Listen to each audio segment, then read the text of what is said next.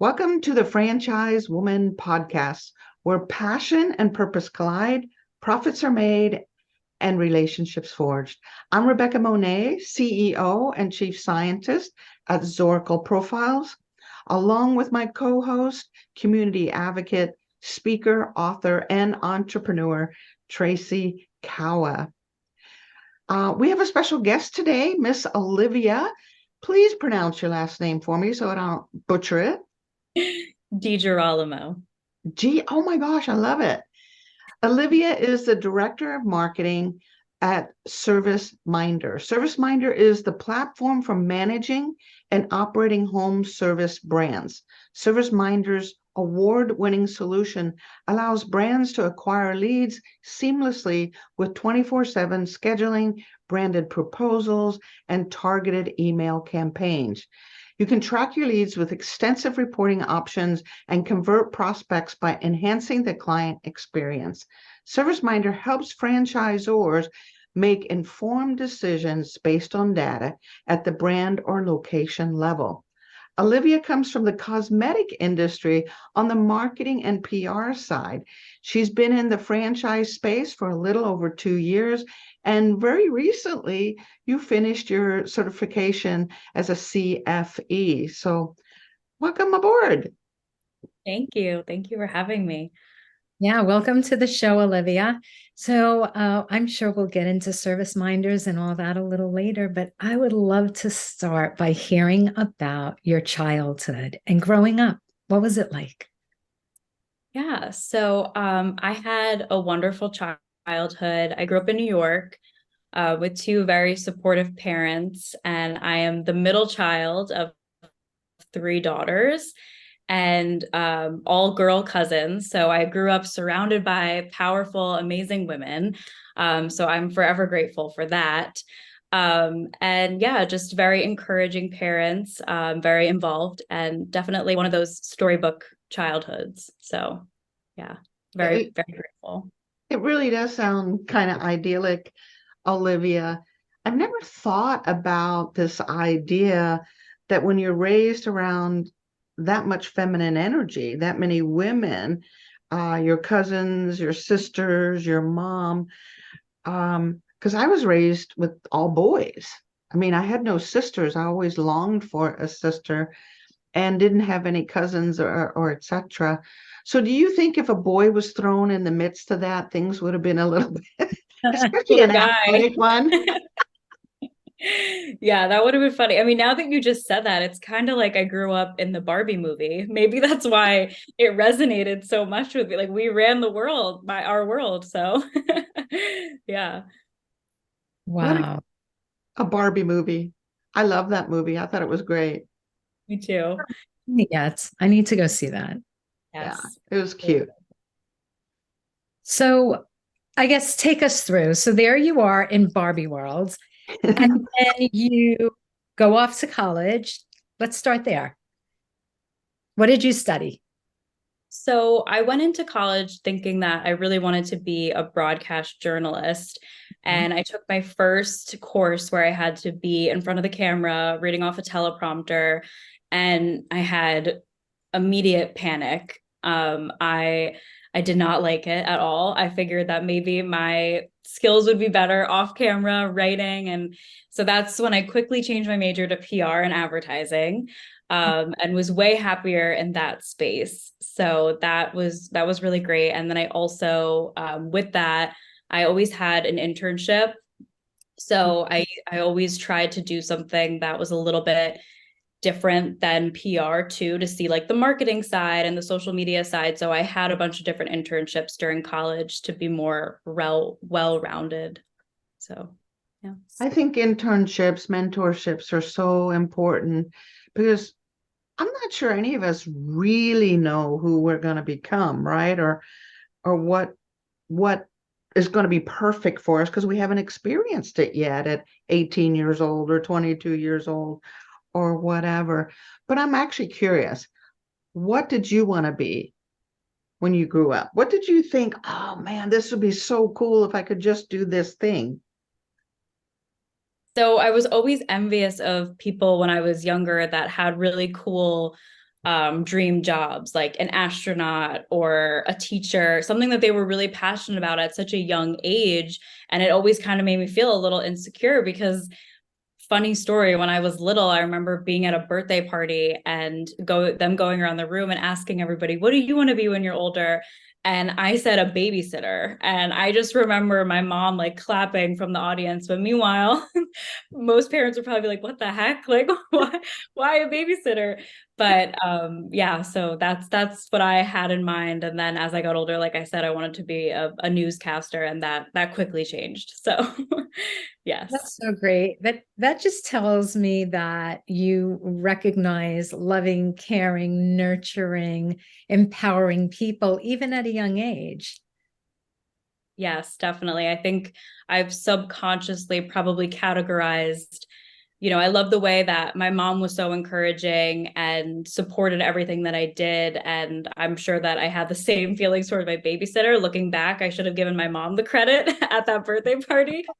But, I was probably around like 5 years old. So I didn't have the capacity then to really understand my feelings towards it. But yeah.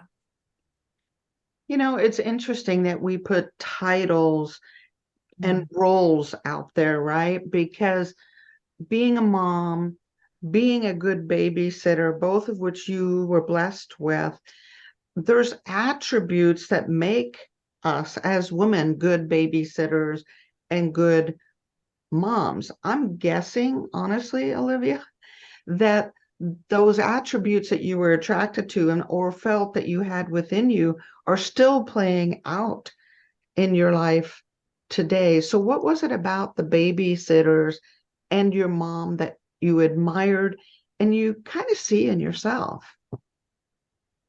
Well, I always admired the way that my mom and my sisters and my grandma and the women in my life were so good at making every person in the room feel good about themselves and feel heard, and give them the confidence. And I always tried to take that with me everywhere I went. And I think that that's why I was so drawn to the cosmetic industry, because I grew up around a lot of women. My mom was a makeup artist, and we always did it as a fun thing, but also I loved how it made other people feel and gave them the confidence. So I felt like it was the perfect industry for me to go in, because I would be able to share that at a larger scale. So yeah. So, did that work out for you being in the cosmetics industry, or was that more of a rude awakening? Yeah, I mean, I would say I lasted about a year and a half in the cosmetic industry, and it definitely, I noticed around me that people were not in it for the same reasons that I was, which was a little hard for me to swallow because I was so passionate about it and I was so excited to be there. But I slowly started to realize that the culture just wasn't a great fit for me. So that's when I realized that maybe I need to just keep it as a hobby and do something totally different and out of my comfort zone that I might end up really loving. So that's what led me to franchising. That's a big shift, Olivia, right? It's a big shift to go from cosmetology, cosmetics, things that make people feel beautiful and confident, which was something you were attracted to with your mom as well as your wonderful babysitters. And then you pivoted to franchising. So did you just wake up one day? I mean, how in the world? I mean, that's dramatic. How did you Yeah. make that pivot? Well, it was a really difficult time for me because, like I said, I felt guilty. Like I should be so happy in this position. I'm doing something that I'm so passionate about, that I love, that it's so fun to do. But again, I wasn't happy with the culture, and how I was feeling at that time. So I took the leap, and I said to myself out loud, like, let me find something totally different, something that I've never tried before, obviously still in marketing, but a different industry. I'm up for the challenge. I think I'm due for it. I think I need it. And I just remember looking at Indeed and finding it was a marketing coordinator role at the time. And it was for a tech solution for home service brands. I'm like, I don't know what that is. That is like a foreign language to me.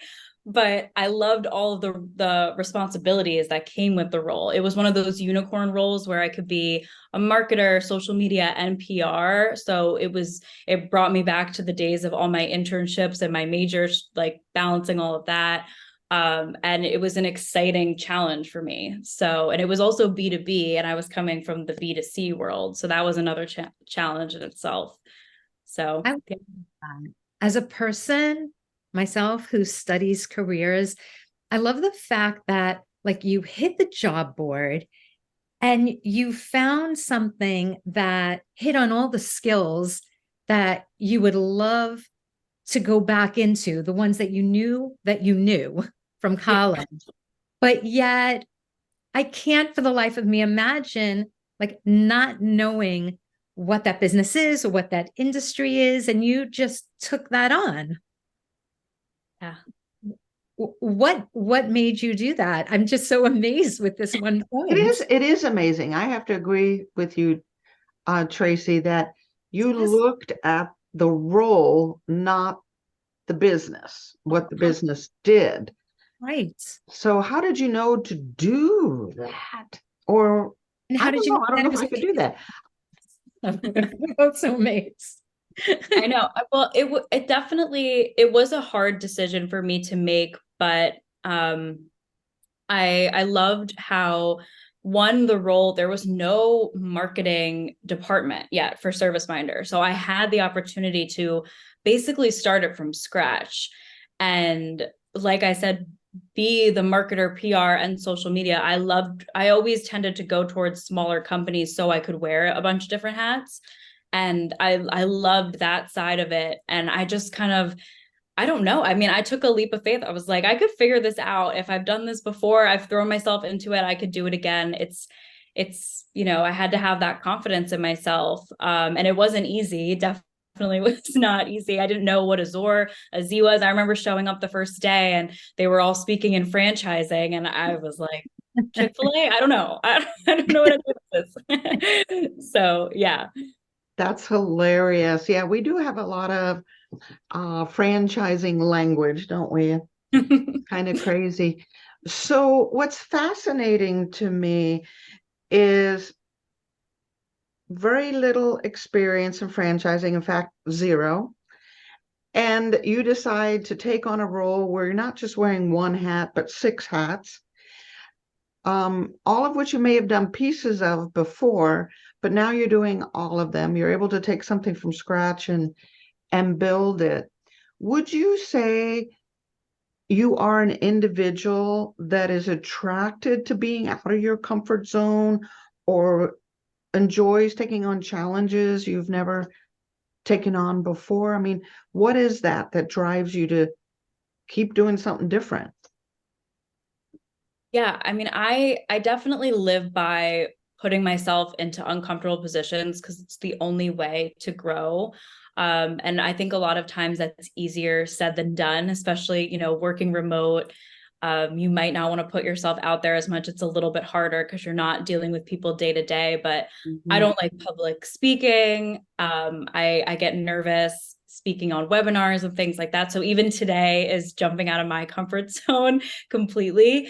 But I'm so glad that I'm here. And I just always lived by putting myself in an uncomfortable position because you never know, like in college, if I never, did that monologue in front of the camera and cried, I would always be like, I don't know, should I have done it? Should I not? And now I know. So I ruled it out. But so I definitely try to live by that. And I do love the challenge. Definitely. That's my motivator behind it. I love this can-do attitude that you have. Like, let me just spearhead a whole marketing department. Do you always have that can-do attitude? Does it always come natural to you? Do you always feel like, I've got every skill needed to do this? Absolutely not. I always have had imposter syndrome in the back of my mind, but when I joined the franchising space, I definitely had it a lot in the beginning because I didn't know anything. I didn't feel knowledgeable. I'm marketing a industry and home service brands when I have no experience in that space. So there was a learning curve there. And just like I said, like the lingo and little things like that, I started to get a little nervous. But my boss, John at ServiceMinder, he encouraged me. I remember it was like my second week, or it might have been my first week. He told me to go to a virtual round table for IFA. And I really didn't know what IFA was yet. Like I had an idea, but it was still fuzzy. And I was so amazed by how encouraging everybody was to speak. Like people still wanted to hear what I had to say in the round table, even though I prefaced it by, I am like 4 days in to franchising. I don't know any of this, so I'm really here to learn. But I just instantly got a sense of community from the franchising space in general, and especially the women in this space, from the women's franchise committee to franchise network, the clubhouse, all those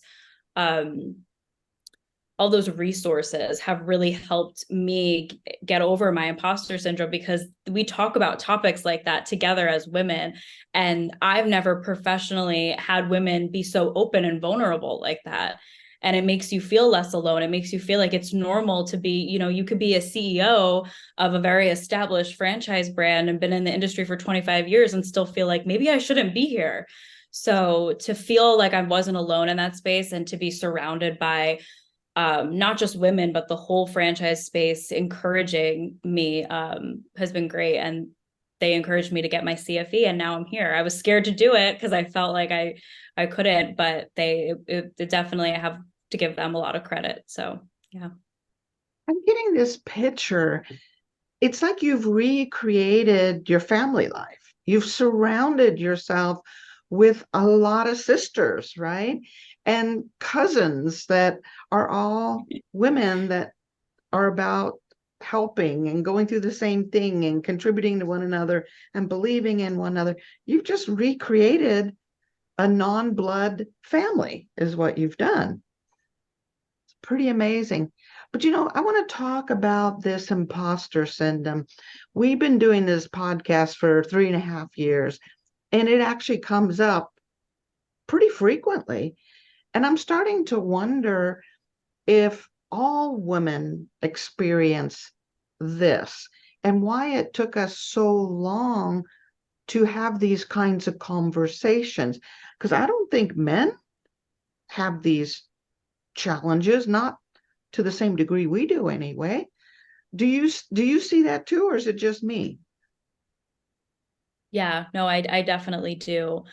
It's unfortunate how common it is that we all feel this way at one time or another. But like I said earlier, I think that I'm so glad that the topic does come up on your podcast too, because for me personally, hearing that other women go through it makes me feel so much better. It makes me feel like I'm not crazy. I'm not, just down on myself for no reason. It's a thing, and other people go through that as well. So, yeah, like I can't wake up every day, like Tracy said, and have the I can do this attitude. It's not that easy.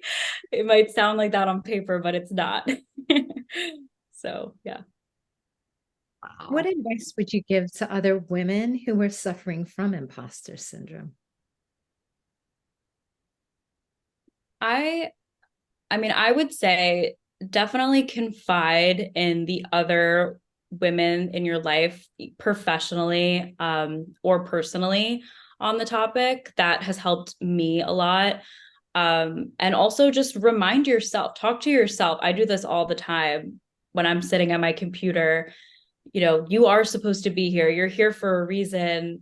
You are knowledgeable. You got this. And I think even that goes a long way. It sounds cheesy, but it definitely gets you past it if you just talk it out instead of keeping it all in your head and getting overwhelmed by it. Yeah, and I would encourage also as to our listeners that the tendency is, I know it was for me when I was younger, that if I felt uncomfortable in a situation, I felt like I was being an imposter, I puffed up. I didn't confess. I didn't say I feel uncomfortable. I didn't say I feel like I'm outside of my realm of possibilities. I instead puffed up and pretended. And that act as if thing, I'm not sure that's a healthy thing, rather than just saying, I'm a little uncomfortable here. Help me figure this out so I can go to the next level. So I would encourage people to don't puff up, just confess, just confide, do what Olivia is telling us to do right here. So Are I'm you wondering saying, if we can, I'm sorry, go ahead, Trace. are you saying don't fake it till you make it? Don't fake it till you make it. Admit where you are and where you want Yeah. to go. At least that's my belief. I can tell you the faking it as you make it didn't work for me. Because the mind is a very powerful thing, right? And if we're lying to ourselves, I think you're always going to feel a little misaligned. So that's just my opinion, my 2 cents. I agree. So Olivia, tell us about ServiceMinder. What was it that attracted you? What is it about the culture that you love? What is it about the products and the services you provide that gets you excited? Yeah, so ServiceMinder is a smaller company. And just from my few interviews that I had before I took the job, I could tell that they were so passionate about what they did. Like they used language, like since I'm in marketing, I'm big on language and things like we're obsessed with helping our clients. And that just resonated with me because they were passionate about what they did, even though I wasn't sure what they did at the time. It's like I could get behind it. But yeah, so now that I've been here for 2 years, I can say that even though we've grown pretty rapidly, the culture has still stayed the same. Like we don't like to say that we're just suppliers to our clients. We are we're more strategic partners with them. So it's been great to be a part of a team that values our clients and our culture, no matter how fast we grow overnight in this space. So I'm grateful to be a part of a team that values that for sure. I I'm like thinking, oh, I'm sorry. Go ahead. I'm thinking about that dichotomy about, you knew makeup, you loved it, you went to work in the field, hated the culture, right? Wasn't really a fit. And then, yes, you had the skills for the marketing, went to work in the field that you knew nothing about and loved it. Do you think it was because it just felt more authentic? Like that's what struck me when you said um, Mhm. um, about our clients. What was the word that you used? That we are Strategic partner. Yes, and strategic partners. Yeah. right. I mean, do you think that showed the authenticity and that's what attracted you? Yes, definitely. That's a great way to put it. Our whole brand personality is very transparent. We like to say that if we had like a mascot, it would be like a combination of Micro from Dirty Jobs and like Kevin James combined. And something about that was just so comforting to me. So yes, I think the transparency and the authenticity resonated with me. And it's great that it still holds true today, 2.5 years later. So Yeah, so it really is so much about the culture. And I think your point is well taken, Tracy and Olivia, that we may have not had that in the cosmetic world. So you really couldn't be totally authentically you, right? Which goes back to that don't fake it till you make it. Be you, and then reach out and say, I got these things going on. I'd like to be more of this or less of that. What do I need to do? So it was much more authentic. So I think that was a really good point, ladies. So talk about some of these organizations and groups you're with in franchising, the franchise committee, the women in franchising on Clubhouse, um, the friendships that you've built because of that. Can you address that a little bit? yes. So I am involved with the Women in Franchising Committee for Houston. That's kind of how I started. And that has been a great experience to connect with people locally, but also the clubhouse meeting. It used to be weekly. I think now it's once a month, but attending those sessions was so powerful for me because since I would just wanted to listen, I just wanted to hear other people's stories, and having that like boost of confidence and boost of knowledge, or, just anecdotal stories that helped me while I started to really explore the franchising space was so crucial. And it might sound dramatic, but just listening to other people's journeys helped me form my journey and form relationships. So I met a lot of women through that, through the IFA virtual roundtables, through going to the actual events, and, building relationships with those women and asking them advice about my career. Should I do the CFE? And I have to give a shout out to Karen Booz, Nicole Hughes, all the women that really were like, you could do it. Like it's tough, but you got it. Like, what do you mean you're scared to do it? Like, what? Like, that's crazy. So having their confidence and support to do something that, again, was out of my comfort zone, even though I, graduated from college 4 years ago, I was still like, I don't know if I could go back to being a student. I don't know if I could take a test again.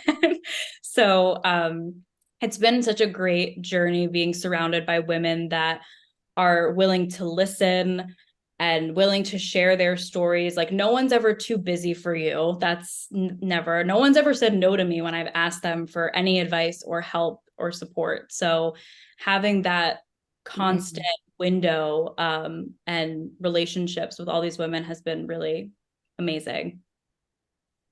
It really is an extended family. It's a sisterhood. It's amazing what you have created and what franchising has created, the women coming together like that. So you really do have a beautiful sisterhood and fit in perfectly.